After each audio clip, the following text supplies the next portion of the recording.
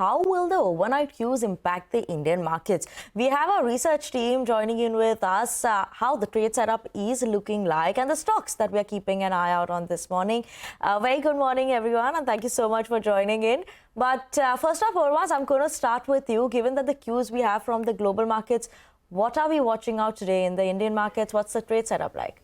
Good morning, Vinny. And last week, if you could talk about the Nifty, it was just the kind of break that the index needed after that sharp correction that we saw in the week before that. After that action we saw on Monday and Tuesday, the Nifty barely moved and it's stuck in this 550 to 600 point range of 24,690 on the downside, 25,200, 250 on the upside that it is struggling to cross. That is the range that you'll have to watch out for this week as well. Might be a trend deciding week for the markets. The underperforming index, though, has been the Nifty Bank. It was an underperformer last week as well, down 5% now in the last 2 weeks. But all eyes will be on Reliance Industries results. And mind you, Reliance Industries has been an underperformer in the lead up to its earnings. It's down 7% in the month leading up to the results, a big contributor to that Nifty correction from the record highs. So focus will be on Reliance Industries. But the broader markets, though, are continuing in their own pace. Both were outperformers yesterday. The mid cap, small cap, both indices ending with gains of 1%. But some key questions for the day: if there is a bounce that we see on the Nifty, will that get sold into, as has been the case all through last week? For IT, will this depreciation in the rupee offset any TCS related disappointment? Remember, TCS was down on Friday, but most of the other IT was up because the rupee fell to a record low of 84 against the dollar. That might act as a tailwind. And of course, of Reliance Industries, how much of the result is already in the price considering the underperformance that we have seen.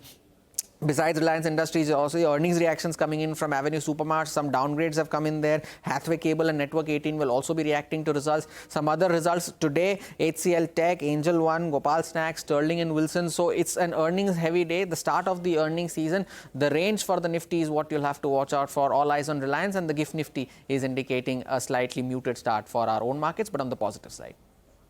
Okay. Surely keeping an eye out on that, Hormas. Thanks so much for that. But let's go across to Vamakshi to tell us which are the other stocks that we're keeping on our radar today.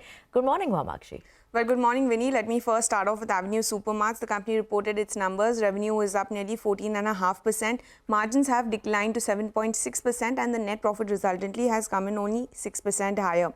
Sula Vineyards also came out with its Q2 operational update. Net revenue sees a downtick of 1.3%. Their own brands revenue was rather flattish, up only 0.3%, but the wine tourism revenue picked up by 1.3%. JSW Energy's step-down arm, JSW Energy PSP has signed 2 energy storage facility agreement with Maharashtra State Electricity Distribution Company, so watch out for that.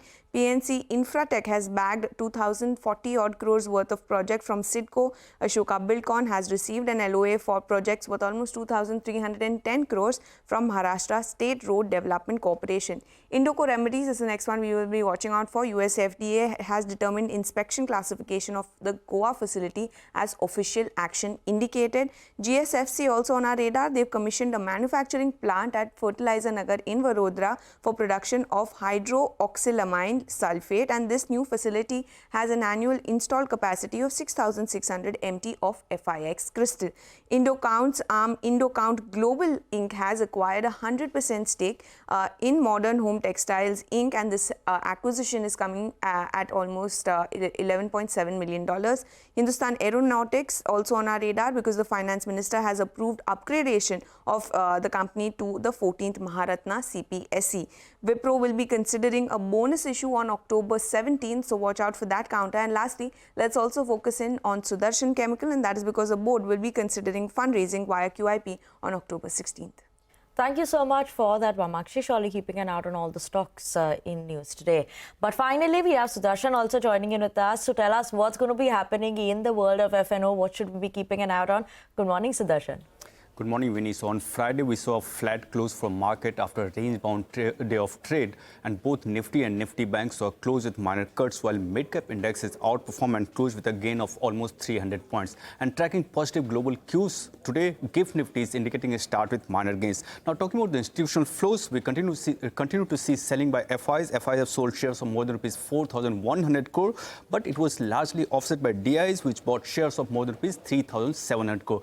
But if we talk about the month of October, as of now, FIs have sold shares of more than rupees 58,000 crore, and at the same time, DIs have bought shares of almost rupees 58,000 crore. Shifting to index futures, we saw minor buy by FIs. Net buy figure was more than rupees 300 crore, but long positions was cut by 240 contracts. At the same time, short positions were reduced by more than 5,000 contracts. And with this, long exposure now stands at 36%, which is at the lowest level since June 2024. But on the client side, we continue to see addition of long positions. Now, net long contracts stands at almost 2 lakhs and long exposure stands at 62%. On the options front, 25,000 call has seen addition of more than 18 lakh shares with premium at 124, and 24,900 put has seen addition of more than 7 lakh shares with premium at 116. With this important levels for Nifty, support is seen somewhere around 24,900 and resistance is about 25,000. Lastly, in stocks in focus, 3 stocks have come out of ban, and those might be in focus, and those stocks are Bandhan Bank, Birlasoft and Tata Chemicals. Okay, so Darshan, thank you so much for that, for rounding us up with what we should be watching out in the world of F&O as well.